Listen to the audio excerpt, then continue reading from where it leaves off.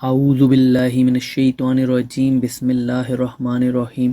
السلام علیکم معزز ناظرین، آج ہم سورہ سجدہ پڑھنے کے فائدے پر بات کریں گے، کیونکہ سورہ سجدہ کو بھی پڑھنے کے بہت ہی زبردست اور مخصوص قسم کے فوائد ہیں۔ سورہ سجدہ وہ سورہ ہے جسے حضور صلی اللہ علیہ وآلہ وسلم کثرت سے پڑھا کرتے تھے، اسی لیے اس کی فضیلت اور برکت بے پناہ ہے۔ جیسے اللہ نے اس دنیا میں ہر چیز کو کسی نہ کسی مقصد کے لیے بنایا ہے، ویسے ہی قرآن کا بھی مقصد ہدایت، رہنمائی ہونے کے ساتھ ساتھ شفا کا ذریعہ بھی ہے۔ بالکل اسی طرح سورہ سجدہ کو بھی پڑھنے کے اپنے مخصوص فوائد ہیں، جس کو پڑھ کر آپ اپنی مرادوں کو ضرور حاصل کر لیں گے اور اللہ آپ کی مراد ضرور پوری کرے گا انشاءاللہ۔ سورہ السجدہ قرآن پاک کے 21ویں پارہ کے اندر موجود ہے اور سورتوں کی نمبرنگ کے حساب سے یہ 32 نمبر کی سورہ ہے۔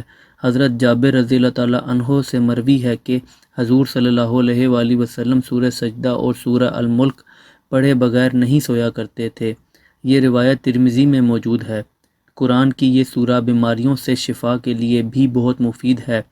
اگر کسی شخص کو کوڑ کی بیماری ہو تو اسے چاہیے کہ 7 دفعہ اس سورہ کو کسی بھی نماز کے بعد پڑھے اور اپنے اوپر دم کر کے مریض کو پلائے، انشاءاللہ شفا ہوگی۔